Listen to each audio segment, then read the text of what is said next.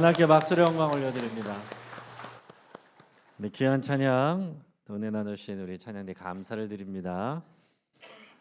오늘 우리가 읽은 본문을 통해서 무엇을 추수하려고 합니까? 무엇을 추수하려고 하십니까? 라는 제목으로 말씀의 은혜를 같이 나누겠습니다. 그럼 어느 시골 교회에서 추수감사절을 맞이해서 강단에 장식을 했습니다.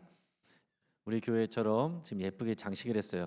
그런데 오는 동안 보니까 앞에서는 잘 안 보이시겠더라고요. 나중에 가실 때 한번 보시고 가시기 바랍니다.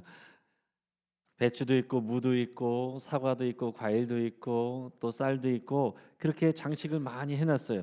근데 예배를 드린 중에 한 어린이가 고개를 갸웃하면서 엄마한테 물어봤습니다. 엄마, 하나님이 이거 다 먹어?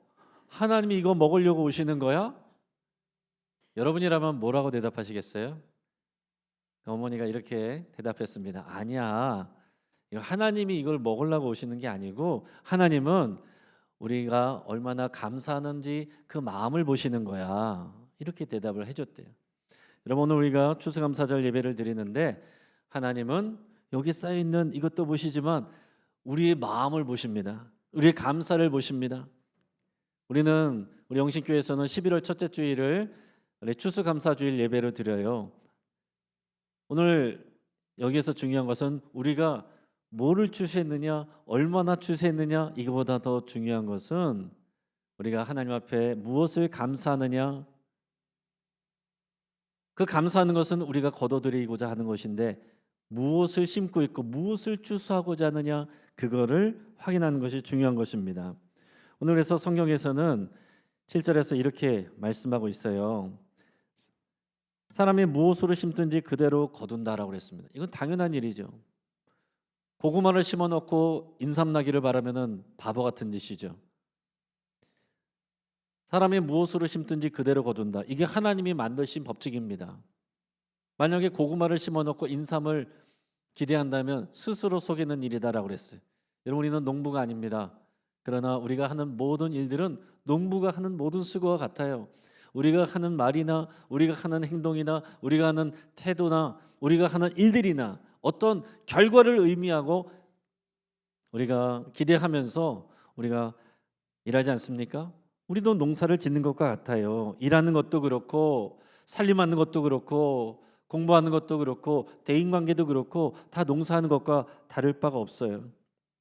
그래서 이 추수감사절은 단지 이 과일과 곡식을 추수한 것을 감사하는 날이 아니라 우리의 인생의 의미와 방향을 확인하는 날이다. 여러분 이것을 기억하시고 오늘은 특별히 감사에 대한 내용 이전에 추수에 대한 내용으로 우리가 말씀을 같이 나누고자 합니다. 우리가 이 추수감사절의 의미를 나눌 때 먼저 잊지 말아야 될 것이 있는데 그게 뭐냐면 이 곡식들보다 더 중요한 것은 하나님께 더 중요한 추수한 열매는 바로 저와 여러분들이다 하는 사실입니다. 우리 요한복음 12장 24절 같이 읽어보겠습니다. 한 알의 밀이 땅에 떨어져 죽지 아니하면 한 알 그대로 있고 죽으면 많은 열매를 맺느니라. 아멘. 여러분 하나님은 농부와 같습니다. 하나님이 이 땅에 한 알의 밀이 땅에 떨어져 썩어져 죽게 하셨다라고 그랬는데 그게 바로 예수 그리스도예요. 예수님이 십자가에 떨어지셨습니다. 예수님은 순종하셔서 썩어지고 죽는 것을 선택하셨습니다. 그래서 많은 열매들이 맺혔는데 그 열매가 바로 저와 여러분들이에요. 생명의 열매입니다. 여러분 우리가 바로 하나님께서 그 값진 대가를 지불하고서 얻은 정말로 소중한 열매가 저와 여러분들이다라는 것입니다. 이것이 우리 신앙의 첫 감사예요. 여러분 우리가 뭘 얻고 소유하고 그 정도의 감사가 아니에요. 우리가 하나님 앞에 소중한 열매, 눈물의 결실이 되었다는 것 그 자체가 감사이고 감동인 것입니다. 할렐루야. 입으로는 아멘 하는데 표정엔 전혀 감사와 감동이 보이지 않는 것 같아요. 여러분 당장 5만 원이 생기면 할렐루야 할 것 같은데 우리가 하나님의 이 아름다운 눈물의 결실이 되었다는 이 사실이 그 어떤 것으로도 비교할 수 없는 우리의 감사의 제목이 되는 것입니다. 우리 어제까지 이 두 가정의 장례가 진행이 됐는데요. 두 가정 모두 우리 교회 집사님 또 집사님들의 이제 어머니셨어요. 근데 이 두 분의 공통점을 보니까 돌아가신 두 분이 다 농사를 지셨습니다.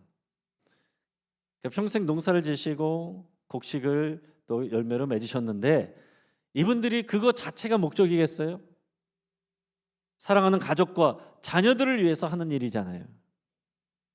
그러니까 자녀들을 위해서 이런 일들을 하는 것입니다.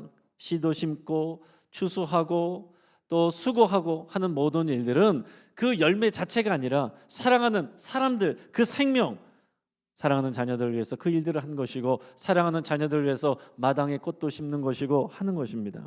오늘 자녀들의 그래서 생명과 인생은 부모님이 썩어지는 미랄이 되신 그 결과이고 결실이고 열매이다 하는 거예요. 그래서 이 장례 때는 부모님을 감사하고 평생 동안 수고하신 것에 대해서 또 이제 감동하게 됩니다. 그러면 그 자녀들은 또 자신들의 자녀들을 향해서 그 아낌없는 수고를 하게 되는 거예요. 썩어지는 미랄이 되고자 하는 것입니다. 내가 무엇을 추수하느냐? 그걸 묻기 전에 우리가 다시 한번 확인하고 감사해야 될 것은 내가 바로 하나님의 소중한 추수의 열매구나. 이것을 확인하고 기뻐하는 일입니다. 사람은 무엇으로 심든지 그대로 거둔다라고 그랬어요. 우리의 삶은 심는 일의 연속이에요. 우리의 오늘은 과거에 우리가 무엇을 심었느냐의 열매예요. 그리고 내일 우리가 거둘 것은 오늘 우리가 무엇을 심느냐에 대한 결과가 될 것입니다. 우리가 어떤 말을 하는 것도 씨앗이고 우리가 행동하는 것도 씨앗이고 무언가를 선택하는 것도 다 씨앗이고 수고하는 것도 씨앗입니다. 그런데 사도 바울은 누구나 다 씨앗을 심고 수고하는데 방향은 두 가지다라고 그랬어요. 오늘 본문의 8절 말씀을 같이 읽겠습니다. 시작. 자기의 육체를 위하여 심는 자는 육체로부터 썩어질 것을 거두고 성령을 위하여 심는 자는 성령으로부터 영생을 거두리라. 아멘. 우리가 많은 수고를 하지만 다양한 것 같지만 두 가지예요. 육체를 위해서 심느냐, 성령을 위해서 심느냐. 근데 여러분 육체를 위해서 심는 것 이건 모든 사람이 하는 것입니다. 우리의 행복을 위해서 하는 일들, 그게 육체를 위해서 심는 거예요. 그러나 그게 나쁜 게 아니고 하나님이 우리에게 주시고자 하는 은혜이고 복인데 중요한 건 뭐냐? 하나님 없이 우리가 받는 그 복, 행복이라고 생각하는 그 기준들 그거를 추구하면 결국은 허무함에 빠진다 하는 겁니다.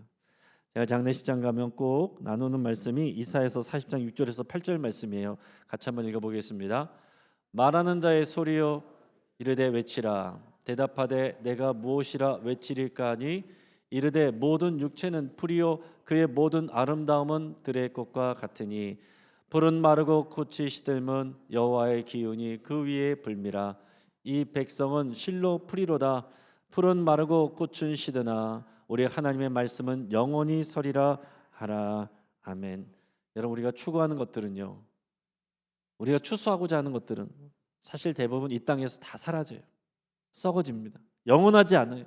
우리의 건강, 또 장수하는 거, 우리의 재물 다 갖고 가지도 못하고 어차피 이 땅에 있어도 썩어져 없어집니다. 하나님과 상관없이 그것만을 붙잡으면 우리는 인생에서 허무감밖에 남지 않아요. 그것을 주시는 하나님을 우리가 만나야 된다 하는 거예요. 자, 반대로 성령을 위해서 심는다. 그게 어떤 것일까요? 우리가 성령 캠페인 매번 외치잖아요. 성령과 진리로 예배하겠습니다. 우리의 진리의 말씀 예수님을 믿고 성령님 인도하심을 따라서 하나님을 기뻐하며 전심으로 예배하는 이 일이 성령을 위하여 심는 일입니다. 지금 저 여러분들이 성령을 위하여 심는 일을 하고 있어요. 또 뭐라고 그랬습니까? 성령의 열매로 사랑하고 섬기겠습니다. 성령의 아홉 열매를 따라서 그 일을 위해서 안 하던 말도 하고 하고 싶은 말도 참고 안 하던 행동도 하고 하고 싶은 행동도 참고 여러분 이것이 다 성령을 위하여 심는 일이에요. 또 뭐라고 그랬습니까? 성령의 능력으로 복음을 전하겠습니다. 복음을 전하는 게 성령을 위하여 심는 일이에요. 가장 중요한 일입니다. 그래서 그것을 위해서 여러분들에게 훈련시키려고 새로운 사람 다 과정에 참여하시고 더 훈련돼서 다른 사람들을 또 복음을 전하고 이끄는 그 일로 하실 수 있도록 성령을 위해 심는 일을 하실 수 있도록 이렇게 교회가 도와드리는 거예요. 지난 25일 날 농구 선수 출신인 박승일 씨가 53세 일기로 이 세상을 떠났습니다. 이분은 어떤 사람이냐면 젊은 시절에 농구 선수인데 연세대 나와서 기아 자동차 농구 선수로 활동하고 미국 유학도 다녀왔어요. 그리고 2002년에는 현대 모비스 팀의 최연소 프로농구 코치로 선임이 됐습니다. 그야말로 잘 나가던 전도 유망한 엘리트 선수 출신의 지도자였어요. 근데 하필이면 코치로 선임된 그 해에 갑자기 루게리병 확진을 받은 거예요. 청천벽력 같은 소식에 절망할 수밖에 없었지만은 예수님을 믿는 믿음이 있었기 때문에 지난 23년 동안 믿음으로 투병을 해왔습니다. 루게리병 확진 직후에 자신과 같은 이 루게리병 환우들과 가족들이 참 고생이 많다는 것을 알고서 이들을 위한 요양병원 건립의 비전을 가졌어요. 이것을 위해서 힘겹게 투병 중에도 방송에도 언론에도 또 나가기도 했습니다. 그리고 온몸을 움직일 수가 없어요. 움직일 수 있는 게 눈인데 이제 그런 기계가 있대요. 이 안구의 움직임으로 컴퓨터 마우스를 조작할 수 있는 그런 게 있대요. 그래서 이 눈으로 안구로 책도 썼다는 거예요. 책 제목이 눈으로 희망을 쓰다였어요. 그리고 2011년에는 그 유명한 가수 션 씨와 함께 비영리 재단, 승일 희망 재단을 설립해서 아이스버킷 챌린지나 여러 캠페인 등을 통해서 각종 모금 활동을 했고요. 그래서 결국 2023년 12월에 이 루게릭 요양병원을 착공했습니다. 그리고 완공이 언제냐면 금년 12월인 거예요. 근데 완공을 보지 못하고 하나님이 부르셨습니다.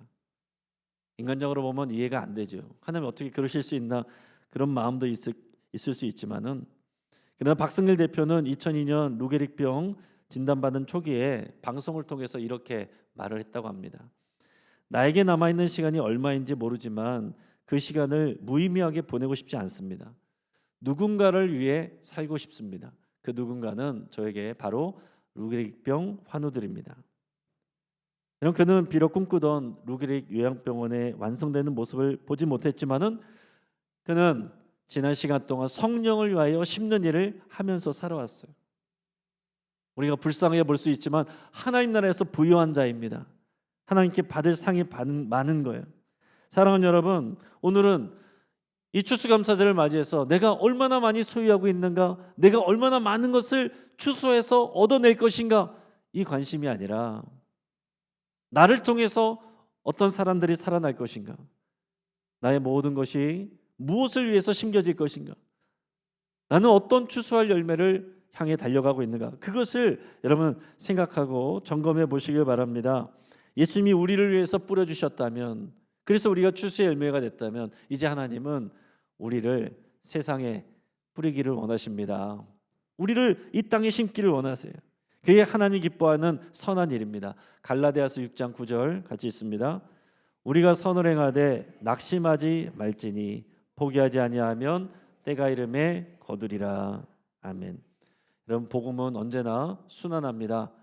자연과 마찬가지예요. 복음의 씨를 뿌리면 추수하게 되고 추수하고 나면 다시 뿌리게 되는 거예요. 이 농사가 그렇게 반복되듯이 여러분의 복음의 일도 성령을 위한 일도 그렇게 반복이 되는 것입니다. 지금 여러분은 어떤 단계에 있습니까? 여러분, 우리가 교회 안에서 하는 일들만 성령을 위한 일이 아니고요, 교회 담장 밖에서, 여러분의 가정에서, 여러분의 일터에서, 세상 속에서 여러분들이 주를 위하여, 그 생명 구원을 위하여, 하나님 나라 위하여 하는 모든 일이 성령을 위한 일이에요. 그것을 위해서 여러분들은 그 삶의 자리에 여러분은 선교사로 보내진 거고, 또 생명의 추수하는 농부로, 추수하는 일꾼으로 보냄받은 것입니다. 이게 우리의 믿음의 고백이어야 돼요. 말씀을 정리합니다. 이 추수감사주일에 우리가 감사해야 될 것들이 뭐겠습니까? 하나님께서 우리를 위하여 예수 그리스도의 생명을 썩어지는 미랄로, 씨앗으로 보내셨다는 거예요. 또 하나님이 그래서 우리를 추수 열매로 받으셨다는 사실입니다. 그리고 더 나아가서 이제 나도 누군가를 위해서 심을 수 있다라는 사실이죠. 이 추수감사절의 진정한 의미는 그래서 우리가 거둔 것을 감사하는 것, 당연한 것을 넘어서서 성령을 위하여 심을 수 있음을 감사하는 일입니다. 이러한 감사로 충만한 여러분 되기를 주의 이름으로 축복합니다. 같이 한번 기도하겠습니다.